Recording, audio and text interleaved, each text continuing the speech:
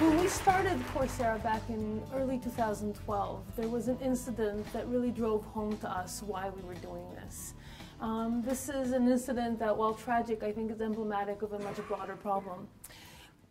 In many countries in the developing world, South Africa among them, the educational system is very much under capacity for the number of students who want an education. In South Africa specifically, it was created in the days of apartheid for a much smaller population.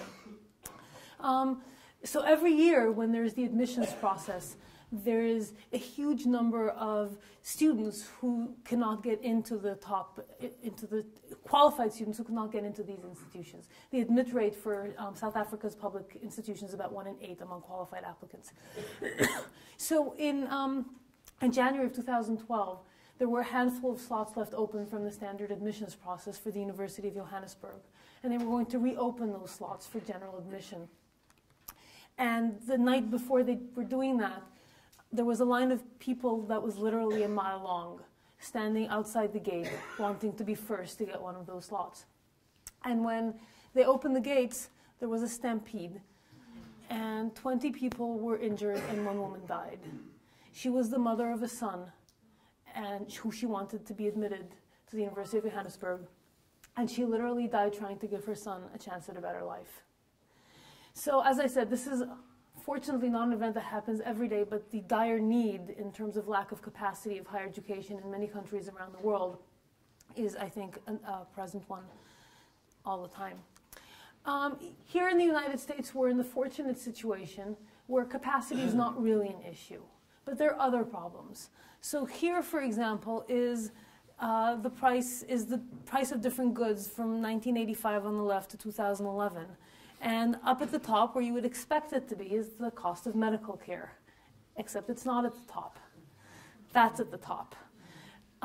Since 1985, the cost of college tuition and fees have risen by close to 560%, about twice the rate of medical care. Now, to be fair, a lot of those rising costs are due to the defunding of public education by state governments, where the subsidies have gone down and tuitions have commensurately gone up. But for whatever reason, the fact is that higher education is becoming increasingly unaffordable for many people who need it. As we were launching this effort back in April 2012, right after that, Tom Friedman wrote up about this in the New York Times, and he phrased it, I think, better than anyone does. Tom has a way with words. He said the big breakthroughs are what happen when what is suddenly possible meets what is desperately necessary.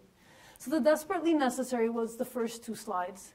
The suddenly possible was this amazing experiment that Stanford put together in the fall of 2011. Stanford took 3 graduate courses in computer science, fairly esoteric, and opened them to people everywhere for free. And we were expecting, when we did that, an enrollment of maybe a few thousand per course.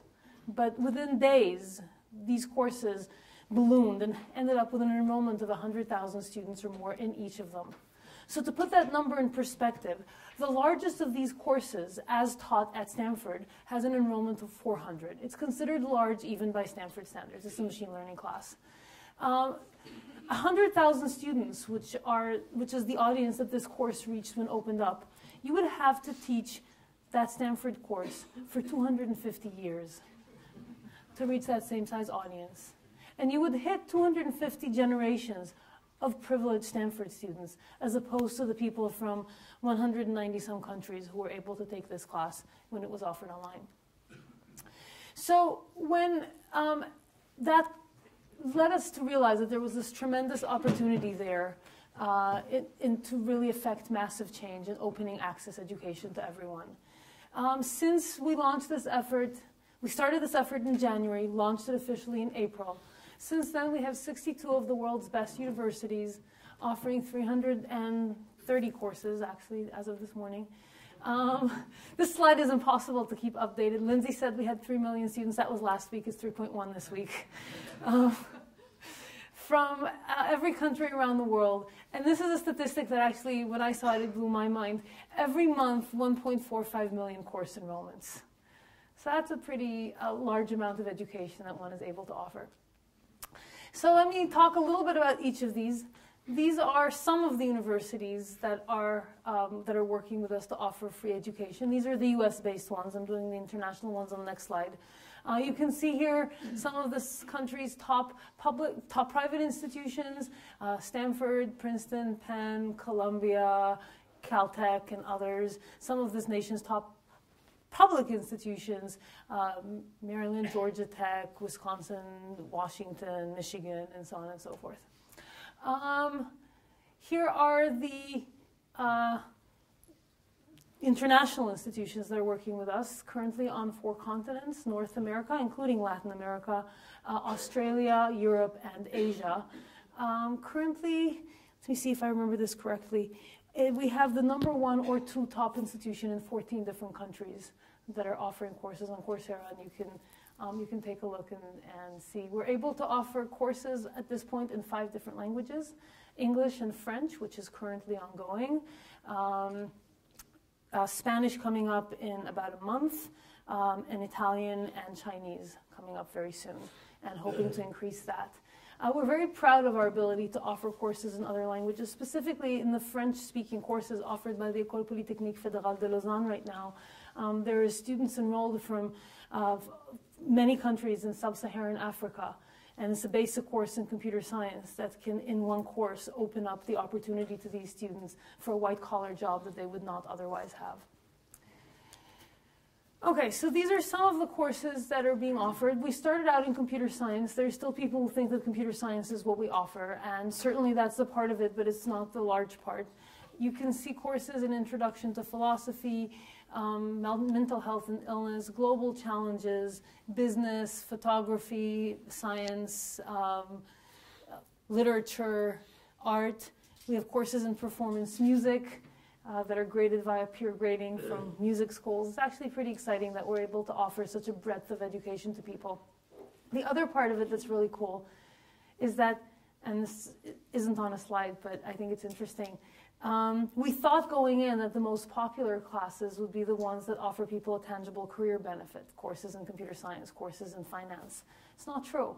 The courses in the humanities and the arts actually get as big of an audience as the more applied ones. Our single biggest class is a philosophy class from Duke with an enrollment of 180,000 students. So that's very satisfying as well.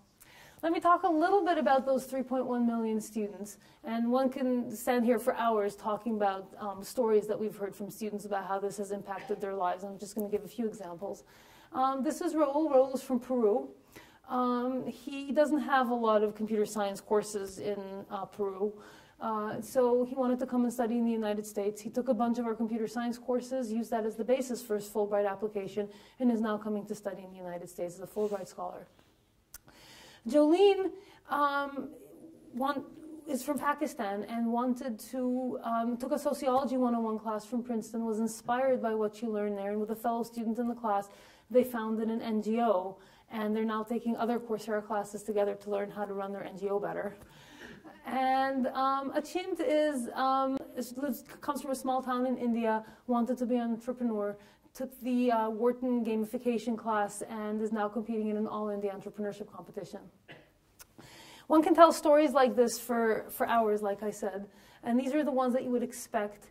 This is the one that these are ones that I was not expecting. Daniel, sitting on the right, is a 17-year-old boy who's severely autistic. He has a speaking vocabulary of about 150 words and communicates primarily by typing on an iPad designed by his father. Daniel, by doing that, was one of the star students in the University of Pennsylvania Modern and Contemporary American Poetry class, has since taken a number of our other classes. That's the instructor of the poetry class sitting on the left, Al Filaries.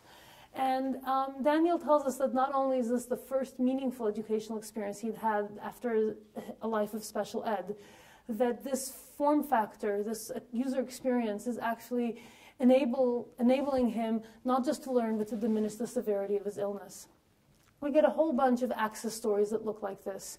About a month and a half ago, we got an email from a woman with stage 4 breast cancer who can only leave the house to go to the hospital for her chemotherapy, and who tells us that this is her only window into the outside world.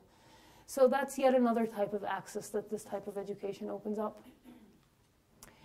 So now I'm going to talk a little bit about what these courses look like and what makes them different from a lot of other online education efforts that have been going on before. Unlike most open courseware initiatives, for example, that really led the way here, be it the MIT OCW effort, Open Yale, or many others, all the courses in iTunes U, for example, this is a real course. It's an attempt to replicate in online form the kind of experience that you would have on a college campus. So the course begins like on a college campus on a given day. And every week there's material the students are supposed to learn. And every week there's homework that the students have to do. And the homework is graded, which means that the students get feedback about whether they're learning the material or not. And only if they submit their homework and do well do they actually successfully complete the course. And you can see the impact of that in this usage graph where the x-axis is time and the y-axis is load on the site. You see those bumps? These bumps are the day before the deadline. Just like on a college campus, everybody does their homework the day before it's due. And then at the very end of this whole thing, there is some form of credential that attests to the fact that the students actually completed the work. And I'll talk a little bit about the form of that credential at the end. So let's talk about the different pieces of the student experience here. And there's really three pillars of the user experience. The first is the use of video as the mode of instruction. But this is not video in the traditional way of somebody sticks a camera in the back of the classroom, just like we have over here, and records a lecture as that's ongoing. It's video that was designed for an online presentation and therefore allows the instructor and the students to break away from the shackles and the constraints of in-class instruction. So first of all, on the instructor side, you can get really creative if you're not doing this all in a classroom. So for example, top left, we have the Illinois Introduction to Sustainability class. They shot a lot of the footage on site at different places where sustainability issues are more readily apparent. The bottom left is the Princeton Introduction to Sociology class, where in addition to having his weekly lecture materials, the professor had a weekly Google Hangout video conference with 8 to 10 students selected from the public audience around the world. And nice thing about sociology, that like many other disciplines, it actually does lend itself to a very contextualized, localized sort of thinking. And so there were students talking about the sociology problem from Nepal, from Georgia, the country, from India, from Africa. And Mitch Denier, the instructor, says that he learned more from teaching his class, from the first 2 weeks of teaching his class online to a global audience, than he learned in 12 years of teaching it at Princeton. Because at Princeton, every year there is a great discussion, but every year it's pretty much the same discussion as last year. Because it's the same kind of students with the same kind of mental model. And here, there is a diversity of opinions. And he says it's completely changed the way he thinks about his discipline and the way he teaches his class on campus. And then just one more maybe on the bottom right. This is the gamification class from Wharton. That character in the middle is the instructor teaching the class as a computer game character. Another way in which one can break away from the shackles of traditional instruction is by allowing the students to personalize the experience to their own needs. So there's, again, several ways in which this happens. First of all, you no longer are stuck with 50-minute units. Why do we teach at 50-minute units? It's because of the constraints of classroom scheduling. It's not because it's the natural unit for the material, nor is it the right unit for people's attention spans. So here, just like in the Khan Academy, we break the material down into bite-sized chunks that match the granularity of the content. They can range from 8 to 12 minutes, and students can traverse this at their own time, at their own pace. You could personalize further by adding content that might be useful to some students, for example, refresher material, but not everyone, or optional material that may be of interest only to a subgroup of the students. So this allows you to really personalize the student experience. The other way in which personalization happens is that the nice thing about video is that you can really watch at your own pace. When somebody's lecturing at you, the instructor has to pick a median of the population, and they go at that pace. And the faster students might get bored, and the students who are having a little bit of difficulty understanding the material might lose you. But nevertheless, you have to pick a pace. Here, every student can watch at their own pace, rewinding when they need. And there's many, many studies that demonstrate that just that enhances student learning outcomes, the ability to do that. So really, this allows us to move away from the one-size-fits-all model of education that's been forced on us by lecturing. So that's one pillar, but maybe the least interesting one. One that's even more interesting is the constant interactivity that one can introduce into this kind of online instruction. So there's, again, many studies that demonstrate the benefits of this. This is one from Science 2011 that shows that even simple retrieval practice, where the students are just supposed to sort of retrieve what they learned, gives much better results on downstream testing than more passive forms of learning. So we've tried to build in interactivity into the learning experience in many different ways. Here is one of them. Even those 8-minute lecture chunks are not passive experiences. So here you see an example. This is the Michigan model thinking class. The instructor is speaking, the video hits the yellow notch, the student gets asked a question. Student answers the question, submits, didn't get it this time. They have the option to try again, talk about that in a moment, so try again. This time they got it, and there's an optional explanation. Now this is the kind of question that instructors often ask in class when they're teaching. But in most medium to large lecture classes, at least when I lecture, 80% and ask a question, 80% of the students are still scribbling the last thing I said. The ones in the back with their laptop open, they're not taking notes, they're on Facebook. And then there's the smarty pants in the front row who blurts out the answer before most of the classes even had a chance to realize that a question had been asked. And then the class goes on. Here, every single student engages with the material. Now, of course, these little baby questions are not where the meaningful learning happens, because these are just more, were you paying attention to what I said? Meaningful, deep learning happens in the weekly homeworks. And that obviously poses a challenge, because how do you grade the work of 100,000 students if you don't have 5,000 teaching assistants?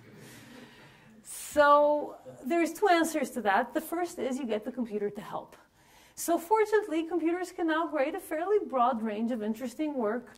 You know, obviously multiple choice, we all know about that. You saw short answer questions in the video that I just presented. You can grade math pretty well in depth. That is not just syntactic matching, but actually semantic equivalence to a target expression, for example, can also be graded. In addition, you can grade even deeper work than that. So anything whose output has a predetermined structured form can be auto-graded by a computer, whether it be the output of a computer program, the output of a computer model, say of a physical or a financial system, or even an Excel spreadsheet. As long as you know what the cells are supposed to be, you can grade the Excel spreadsheet automatically as well.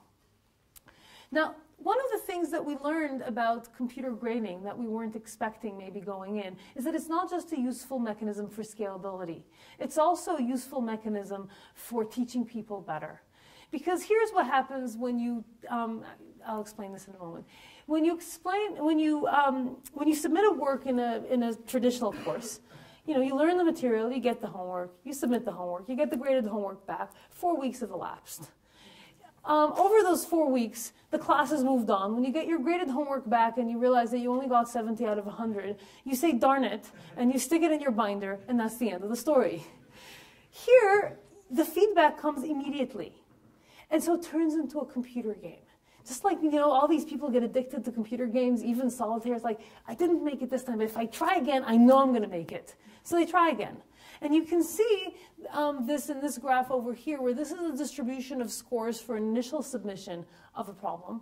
And what you see over there is the distribution of scores for a final submission of that same problem. And you can see that that the distribution has shrunk and has moved to the top. That is, most students achieve a perfect or close to perfect score. Now, of course, you're sitting there thinking, well, duh, of course, if you're going to let people submit the same thing 5 times, eventually they're going to get it.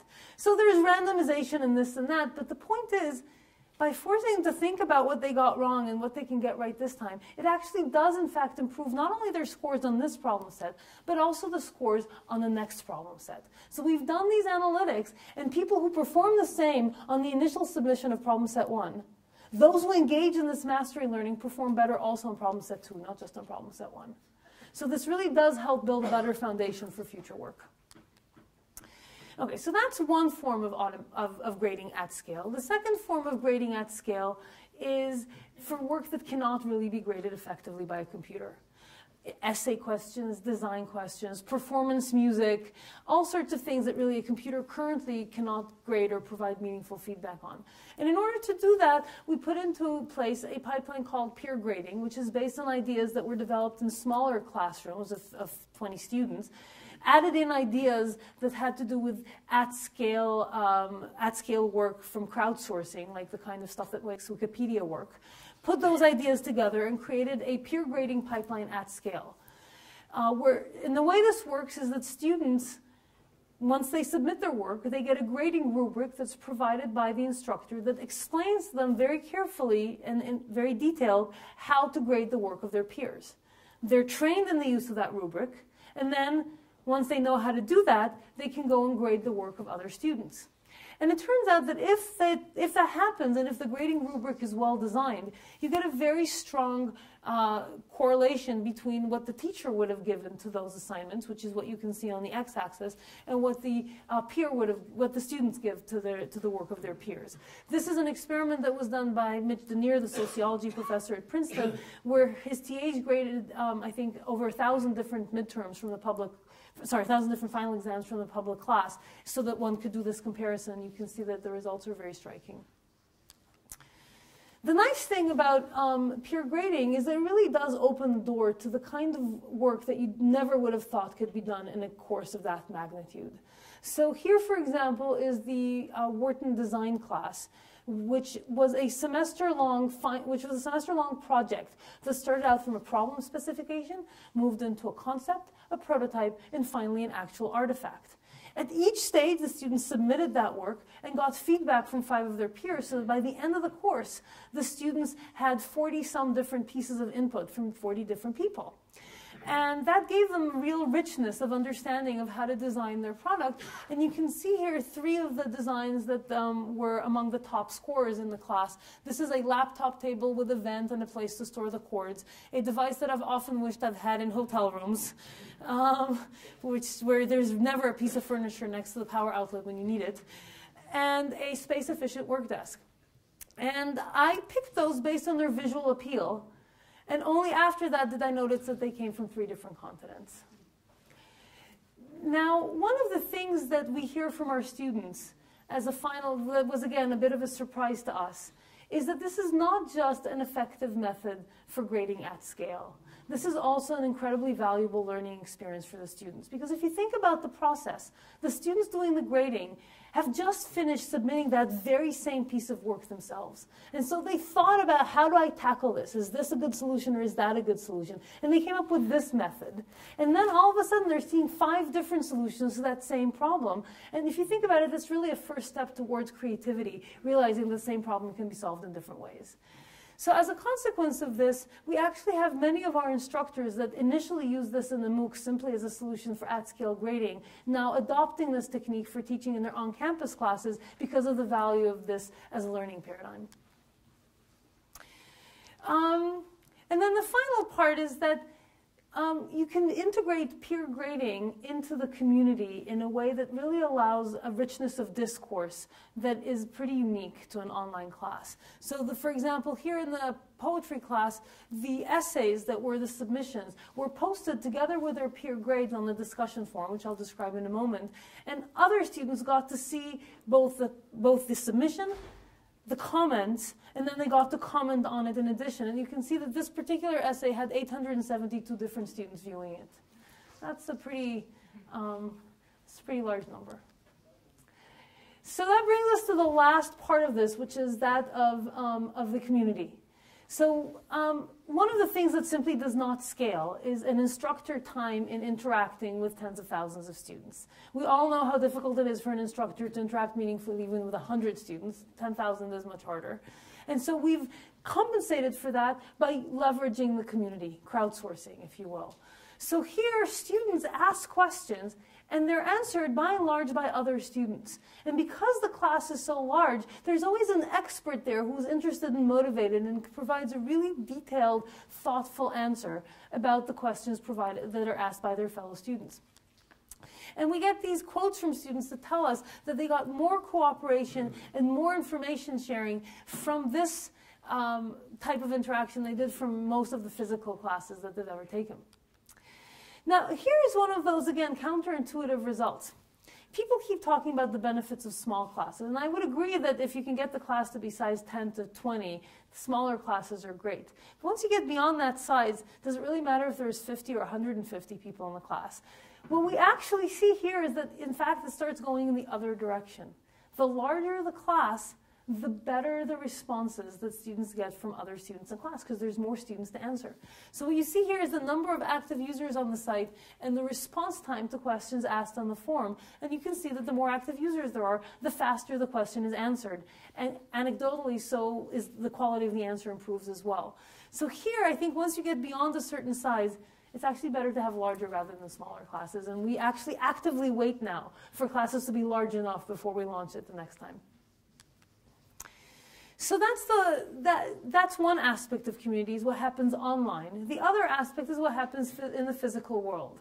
So here, this is a map of 2,490 different communities of Coursera students who get together once a week to talk about the material. This emerged completely organically. The student would post a message on the forum saying, I'm in Kandahar and I'm taking the human-computer interaction class, and we're going to be meeting at this coffee shop Thursdays at 5. And people would just congregate, and we have communities. This is one in San Francisco, this is Hyderabad, this is Beijing. We have pretty much in most countries around the world, you have a community of learners.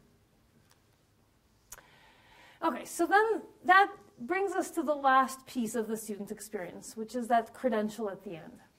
So what is this credential and what does it mean? This is credentials 0.1. For the original set of Stanford classes, this is what we were allowed to award. It's a letter from the instructor. You can see it's signed by the instructor. There's no mention of Stanford. There's no Stanford brand. The only place that Stanford is mentioned is here, where it says this is not a Stanford class. It doesn't resemble a Stanford class. It doesn't confer Stanford credit. And furthermore, we have no idea who the student is. Nevertheless, we had a lot of students gaining benefit from this. We have students who got jobs on the strength of these credentials. We have students who were able to present these credentials to a university in which they were enrolled and get college credit. So University of Helsinki, for example, on a regular basis would give credit to Coursera students. And we know that it was also happening, maybe not quite as visibly, in a lot of US institutions as well. This is Credentials 1.0. This launched in January of this year. And it's an attempt to get rid of all of that legal boilerplate. So what this is now we do know who the student is. When they enroll in this track, which by the way is completely optional, you can still take the standard, non-identified version of the course. But here you can choose to pay for the option of earning a verified credential. It costs about $50, sometimes $30, sometimes $60. And they join what we call the signature track. The student uploads a picture ID compared to their webcam photo, and they establish a biometric profile that uses keystrokes, which it turns out are very idiosyncratic. My typing rhythm is very different from Lindsay's, for example. Very hard to forge. And so the student then, every time they submit work, they authenticate themselves using this typing pattern. And if they do the work well and pass the class, at the end they earn what we call a verified certificate, which actually does have the university brand on it. And furthermore, can be shared officially with employers and so on in an unforgeable way. So this is a real value to students.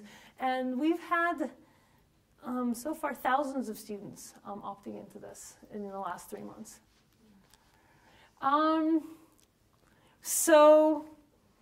But nevertheless, this does cost money. Not a lot of money, but some money.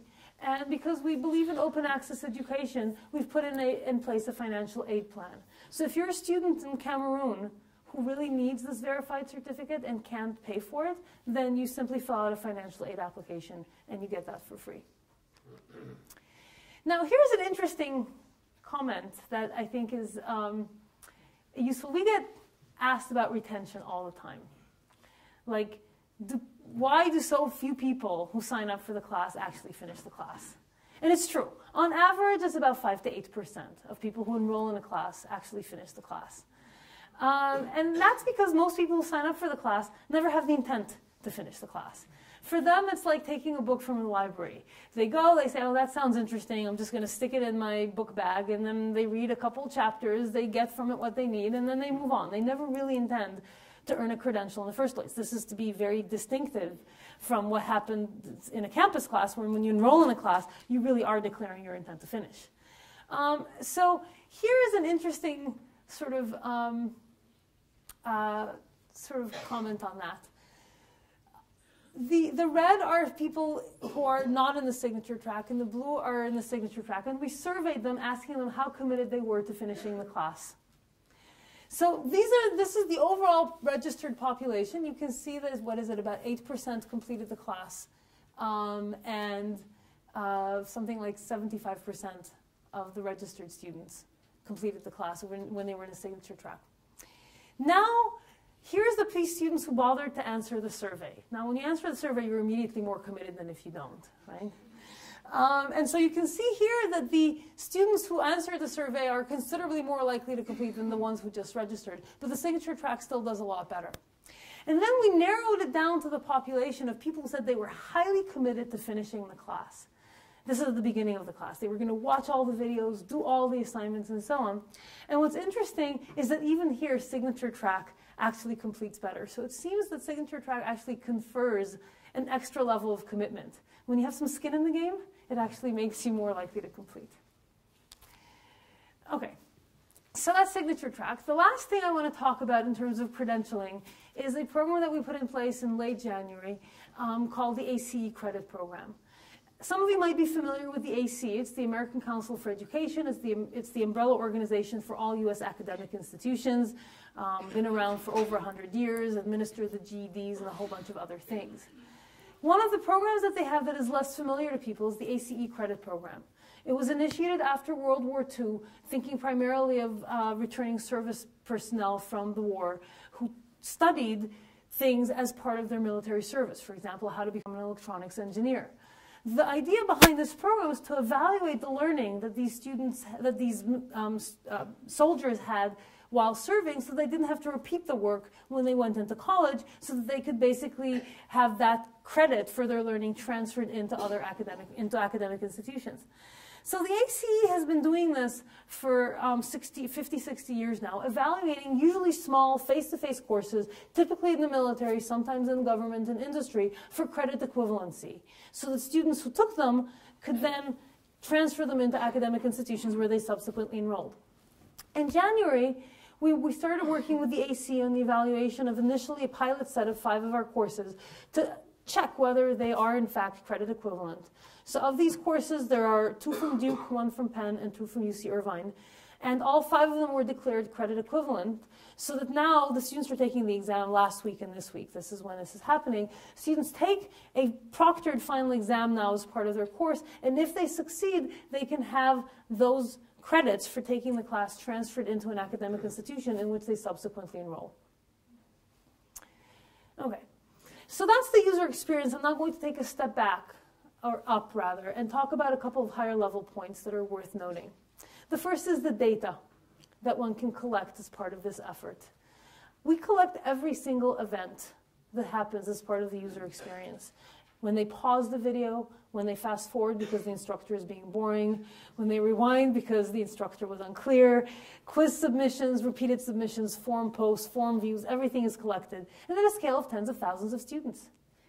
So the data here is remarkably rich and provides us with unbelievable insights about what works and what doesn't. This can happen in the context of a particular course. So here, for example, is a distribution of wrong answers in one of Andrew's machine learning exercises.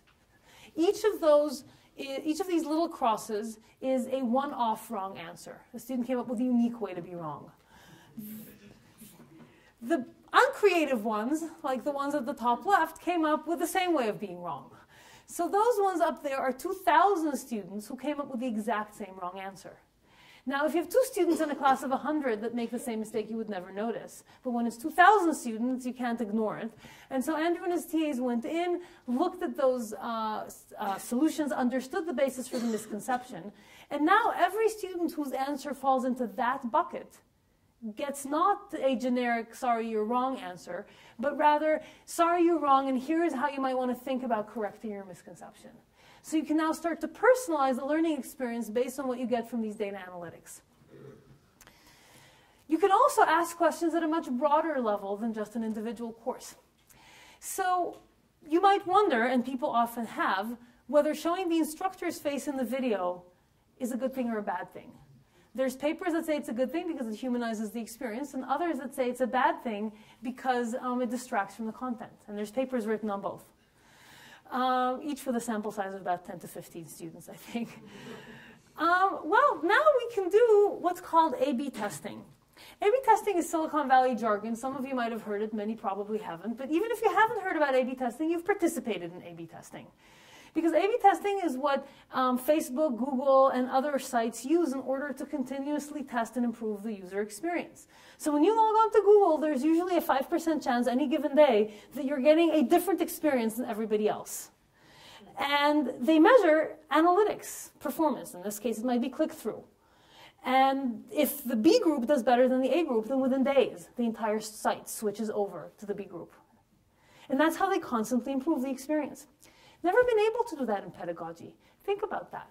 If you have a good idea on how to teach better, you write an NSF proposal. 4 months later, you get the reviews back.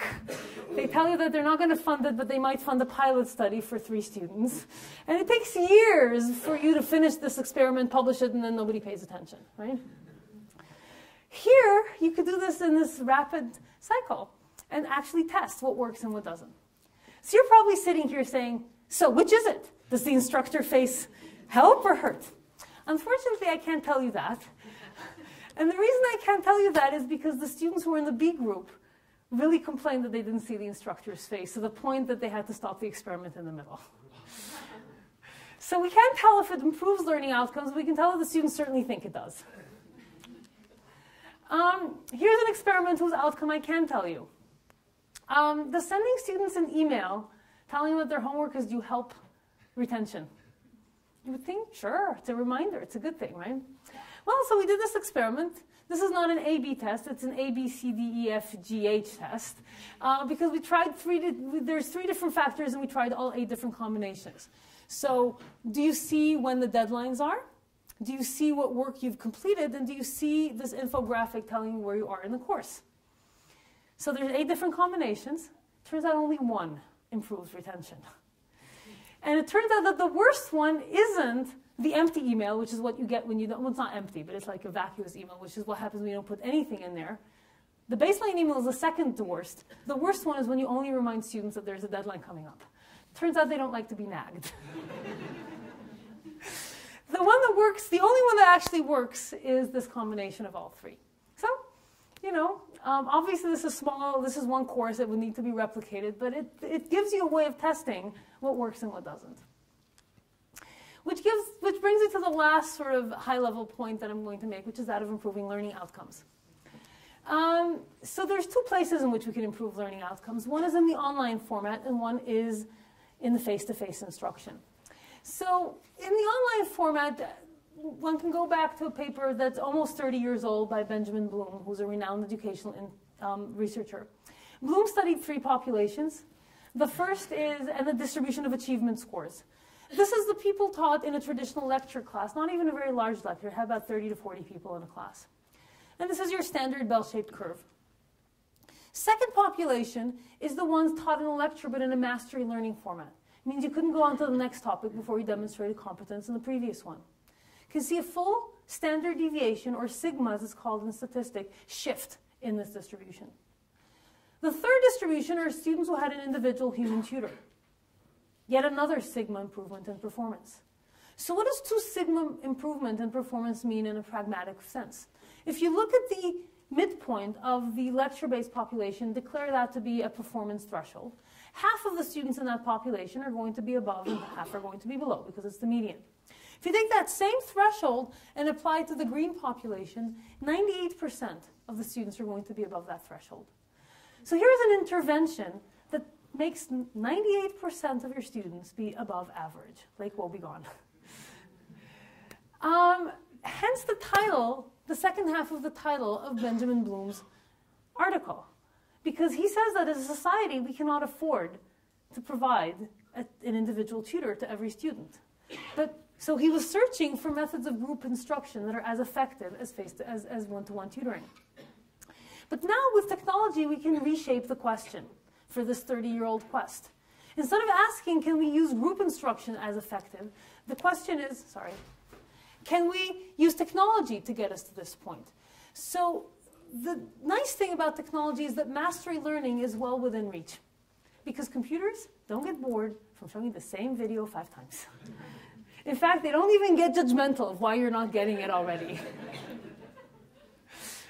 And I think mastery is therefore well within reach. Personalization is obviously a little harder. We don't currently have technology that can get us the level of insight that a great human tutor can achieve.